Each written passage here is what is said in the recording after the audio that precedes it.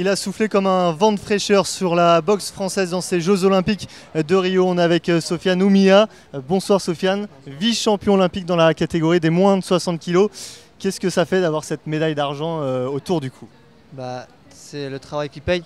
Ça fait 4 ans, 3 ans qu'on travaille pour ça. Aujourd'hui je suis là, je représente la France, c'est magnifique. Mais je pense que je réalise pas encore. Je suis jeune, j'arrive pas. Pour moi tout ça, je réalise pas encore. Je pense que je réaliserai en France, mais c'est magnifique. C'est beau et surtout le fait d'avoir réuni autant de monde en France et partout dans le monde, le temps d'un instant, c'est ça ma plus grande fierté. Est-ce que tu aurais imaginé avant les JO pouvoir décrocher cette médaille? Comment tu avais imaginé ces Jeux Olympiques? J'avais fait beaucoup de tournois avant, j'avais travaillé dur. J'avais confiance au travail que j'avais procuré à l'entraînement, donc je ne suis pas étonné de cette médaille. Je ne vais pas paraître prétentieux ou quoi que ce soit, mais j'ai travaillé dur, ça fait longtemps qu'on travaille, c'est juste la succession de victoires que j'ai fait dans les précédents tournois qui fait qu'aujourd'hui je remporte cette médaille. Tu peux nous raconter comment tu as vécu cette semaine, parce qu'il y a des combats qui se sont séparés, donc il y a de l'attente. Comment on vit une échéance olympique pour un boxeur? J'essaie de le prendre pas comme les Jeux Olympiques, je me suis dit c'est un tournoi de Rio. J'ai ouvert le bal de la délégation française, j'étais toujours le premier à boxer, à mener on va dire, la voie. J'étais le conducteur on va dire, mais sans pression. Comme je suis venu ici, j'ai dit que je voulais prendre plaisir, surtout rien regretter.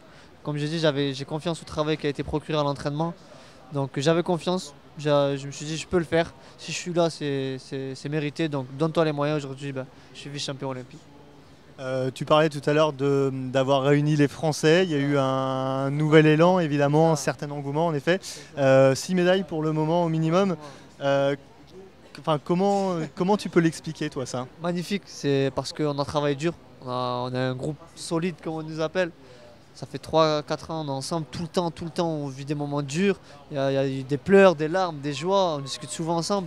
Et avant de venir ici, on s'est tous dit, on va là-bas, on va faire des ravages. On le savait, les gens ils ont peur de nous, on le savait. Il fallait juste prouver aujourd'hui, on prouve au monde entier que les boxeurs français sont là aujourd'hui à la plus grande échelle mondiale.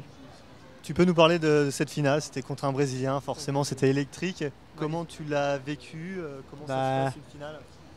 J'ai essayé comme les autres, je me suis dit te prends pas la tête. Avant de monter sur le ring, juste avant, il y avait le Brésilien d'abord, et dès qu'il est rentré, waouh, explosion, ça tremblait de partout. Et j'ai commencé à sourire parce que c'est magnifique, c'est beau, c'est des moments rares. Il y en a plein, ils aimeraient être à ma place.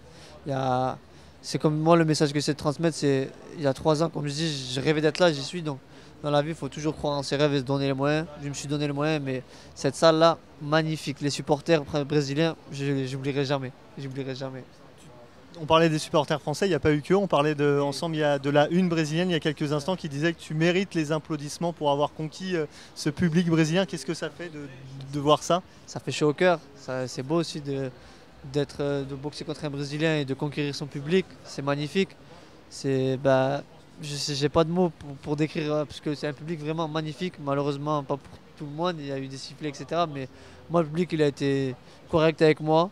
Ça a été j'ai eu un bon combat face à un bon adversaire. Donc, pour faire un bon combat, il faut être deux.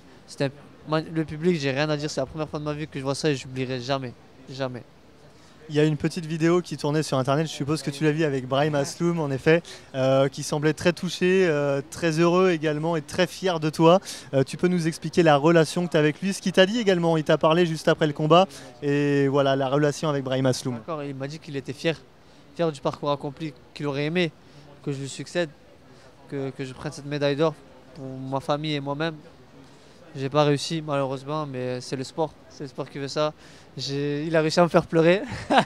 Je crois que la France entière l'a vu, mais aujourd'hui, petit à petit, avec le recul, je commence à réaliser l'exploit que j'ai fait. Et surtout, comme j'ai dit, ma plus grande fierté, c'est d'avoir pu rendre autant de monde fier et d'avoir réuni autant de monde pour un court instant. C'est ça ma plus grande fierté, une France universelle. Il n'y a rien de mieux.